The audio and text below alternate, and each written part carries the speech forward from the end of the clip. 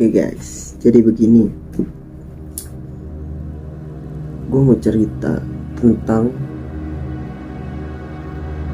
camp gue, pengalaman camp gue pas di puncak Galau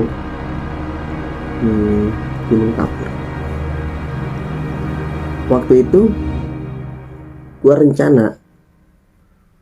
ngerencanain camp sama temen-temen baru gue yang dari luar. Itu sekitar 10 orangan lah, gue lupa lagi namanya siapa-siapa. Dan tentunya gue berangkat sama cewek gue yang itu namanya si Windy, sama Windy cewek gue. Waktu itu kita kumpul maghrib. Sebenarnya rencana awalnya itu kita berangkat ke Kawah Ratu ya. Nah, kita berangkat ke Kawah Ratu dulu pertama kita ke Kawah Ratu. Dari Kawah Ratu sampai base camp kita Kawah Ratu. Base camp pertama dari Gunung Salak sih, dari Halimun Salak 2 itu yang di Gunung Bunder. Kita nanya di pos, ternyata Kawah Ratu itu masih tutup karena waktu itu kita masih COVID, salah itu sekitar 2021 lah. Itu masih COVID, masih jalur pendakian buat di Kawah Ratu itu masih ditutup. Kita berubah. Keanehan itu mulai terjadi pas kita berangkat dari base camp Gunung Bunder menuju ke Genggelang. Kita di Genggelang, dari Gunung Bunder ke Genggelang itu dekat sekitar 15 menitan guys. Keanehan mulai terjadi. Jadi di seberang jalan itu gue ngerasa udah gak enak gitu. Udah gak enak, kagak tahu kenapa, itu perasaan udah emang gak enak gitu. Ternyata pas cewek gue cerita, dia lagi halangan di situ. Mungkin udah ngerasain gak enak juga dia. Kita masuk ke gerbang Genggelang. Di situ ada kalau misalnya orang yang pernah ke Genggelang pasti tahu, pas Pudunan belokan itu kalau nggak salah itu kuburan sama kebun kayu bambu gitu. Bambu di situ dia lihat yang tinggi hitam lagi ngeliatin dia sama ngeliatin kita berdua. Di situ kita berangkat, kita lihat view di Genggelang itu gak enak kata teman-teman gua. Jadi kita putar haluan ke puncak Galau. Dari Genggelang berangkat menuju Galau itu kita sekitar 1 jam kalau gak salah, itu 1 jam ya. Itu kita berhenti ke warung, terus ada kendala juga kita di jalan itu karena ban bocor. Teman kita satu itu kita nunggu. Dari situ kita berangkat lancar. Ternyata kita masuk ke Galau, kita registrasi. Nah, kita beres registrasi, kita berangkat. Di situ belum ada keanehan nih. Dari gerbang pertama kita nggak ada keanehan. Kita ngelewatin Galau, yang pernah ke Galau pasti tahu, ngelewatin lapangan. Terus ada base camp lagi satu tuh pas di perkebunan ya, Jingjing kalau nggak salah, Jingjing.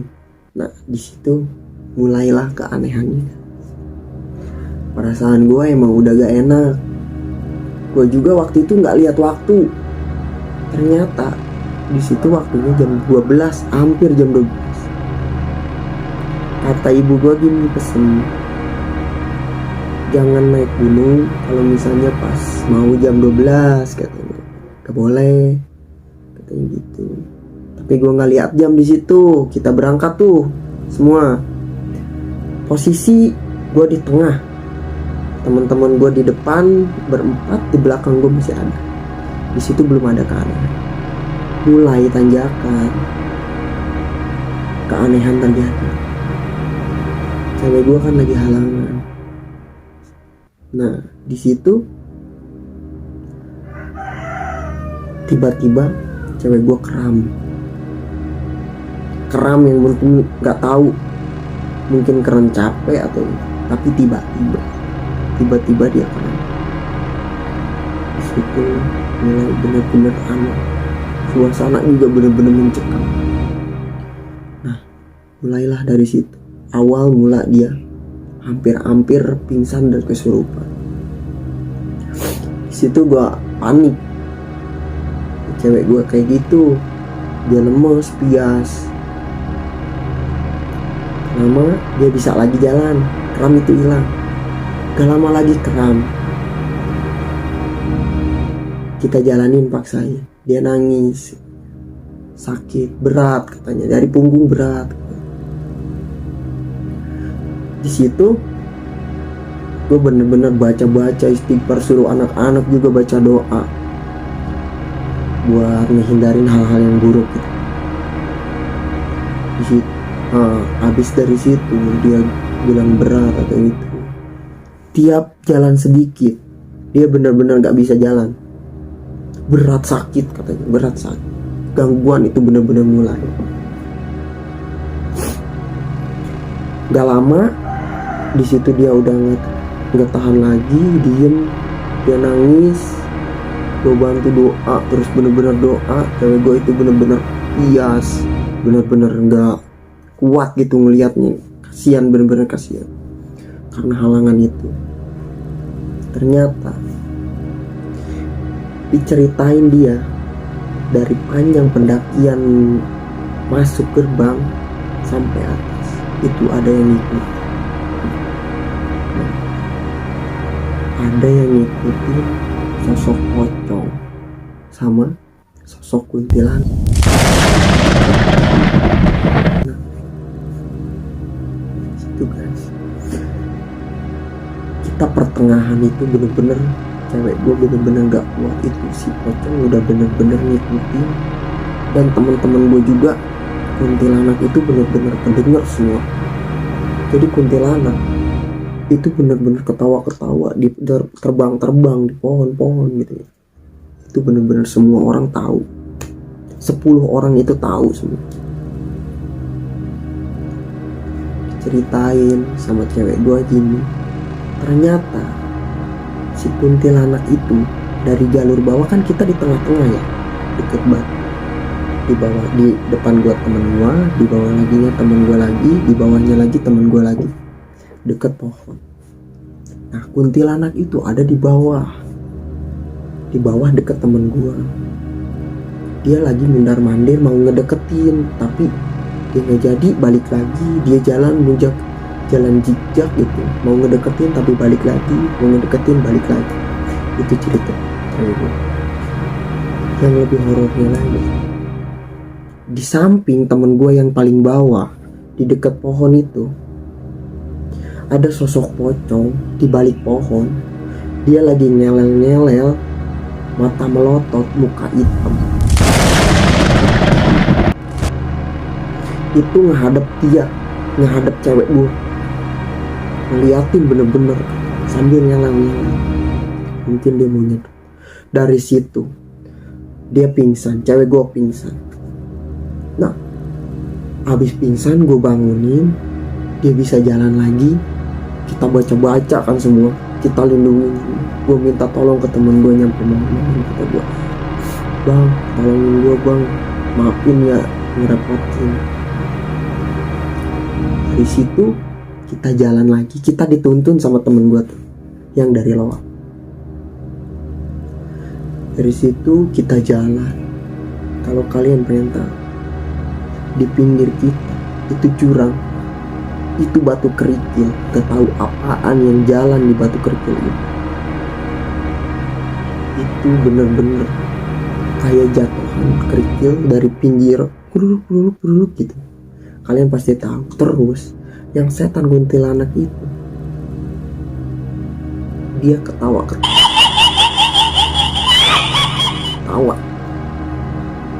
Ini bener-bener gue juga merinding sebenarnya cerita kayak gini. Nostalgia buat ke puncak dalam. Gak lama cewek gue masih sakit, katanya masih berat. Gak tahu kenapa kita jalan ke atas sekitar 5 menit. Yang lebih parahnya lagi, batu gede dari atas pohon jatuh ke bawah. Kalau misalnya gue bilang gue emang agak sompral juga di sini. Gue pakai bahasa sini, goblok banget sih ya, gue bilang kayak gitu. Goblok banget sih ya, kumamun kena kok aing mau diberi ampun banget sih. Gue bilang kayak gitu, gue sompral. Mulai dari situ ke atas agak lumayan lancar gitu, nggak terjadi apa-apa lagi, tapi masih berat, katanya masih ada gitu, masih nggak enak badannya gitu. Nah gue berangkat ke atas, dia nangis lagi yang mau ngedeketin puncak. Ada tuh batu yang mau naik itu pakai kayak webbing gitu, tapi bukan webbing, tali sih sebenarnya, tambang. Kita naik ke atas, cewek gue nangis di atas. Yang kalian mungkin gak percaya atau gimana gitu,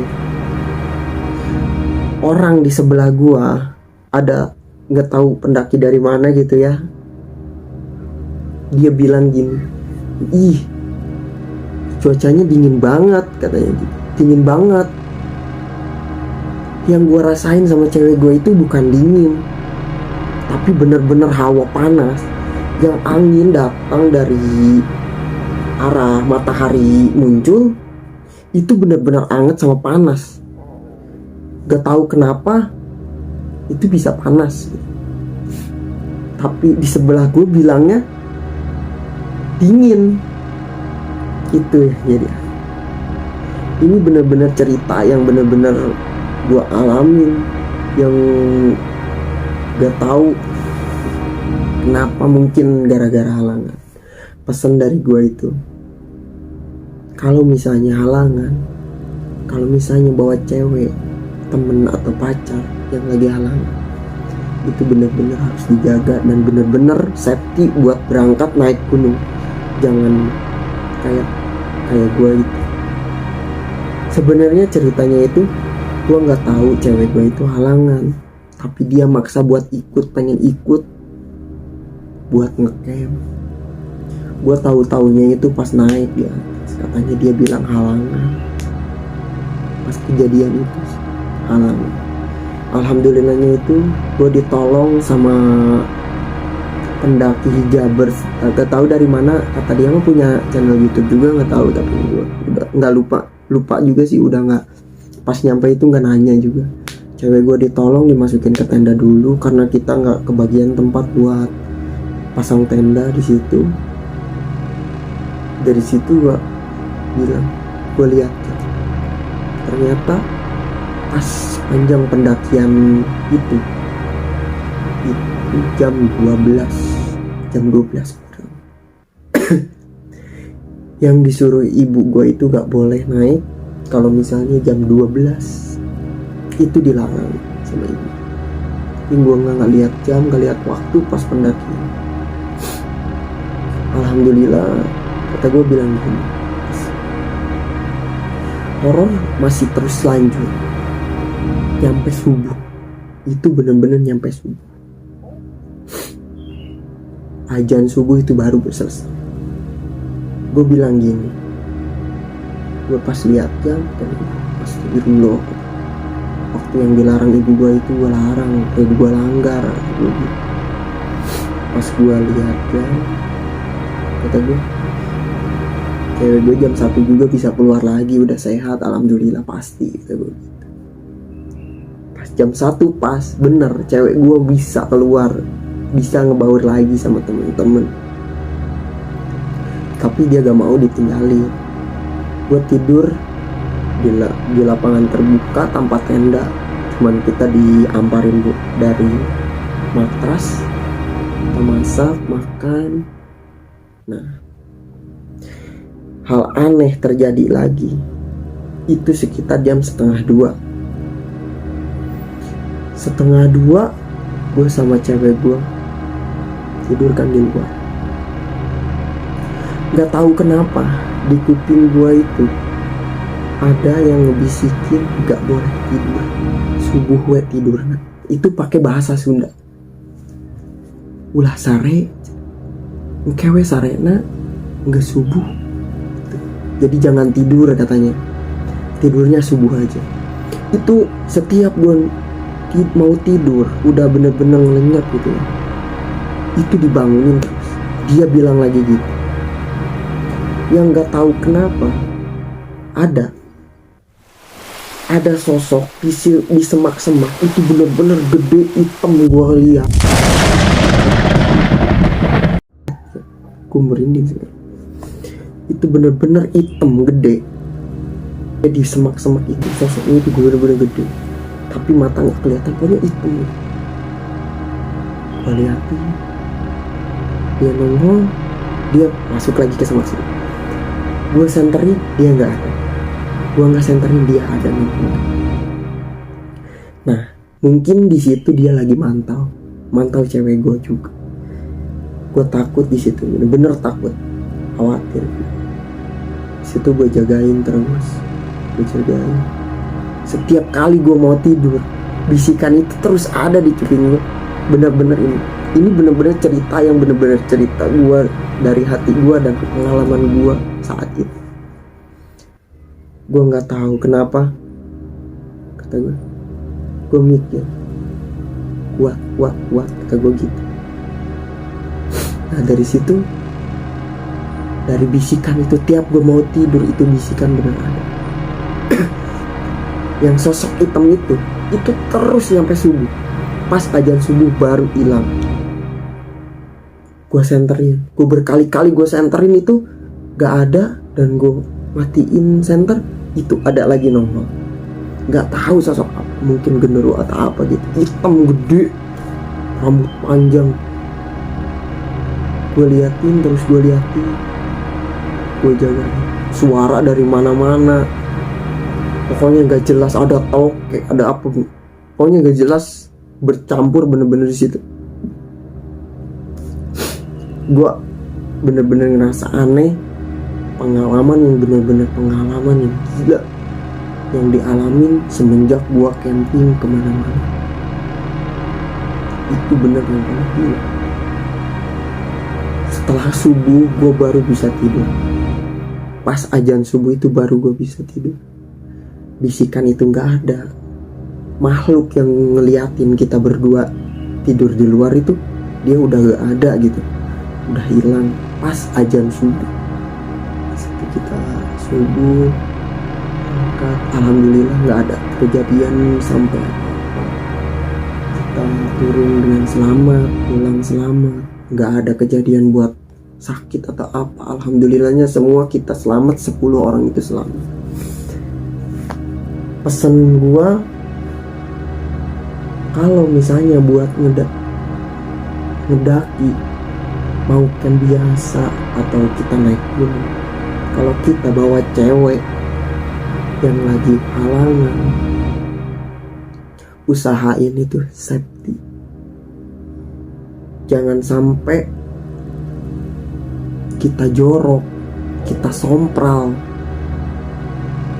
di lokasi tersebut. Karena apa? Kita sopan, mereka juga bakal kebalikan sopan ke kita. Kita nggak tahu di situ ada apa, kita nggak tahu di situ bakal kenapa, bakal gimana, kita nggak tahu. Intinya ikutin adat istiadat yang ada di lokasi tersebut. Satu pesan, jangan pernah sompral di lokasi yang baru kita kunjungin, yang baru kita singgahin. Itu jangan sompral. Buat cerita gue cukup sampai di situ. Sebenarnya masih ada lagi sih cerita horor yang gue alamin pas gue naik gunung, yaitu di Gunung Salak, di puncak Gunung Salak 3 apa 4 gitu, gue lupa lagi. Nanti gue cari tahu lagi di story galeri gue. Nanti gue lihat lagi, mungkin gue inget kalau misalnya lihat fotonya. Nah, oke guys, sampai di sini ya. 125 channel. Ini cerita singkat gue, bener-bener real pengalaman gue dari pendakian ke Puncak Galau sama teman-teman gue anak loa. Oke guys, ini channel pertama gue dan channel baru gue gitu. Sebenarnya belum pernah bikin, cuman pengen nyoba bikin, mungkin bisa menghibur atau bisa berbagi pengalaman juga di channel ini. Support terus ya dengan cara like, subscribe, komen, dan share. Oke? Makasih.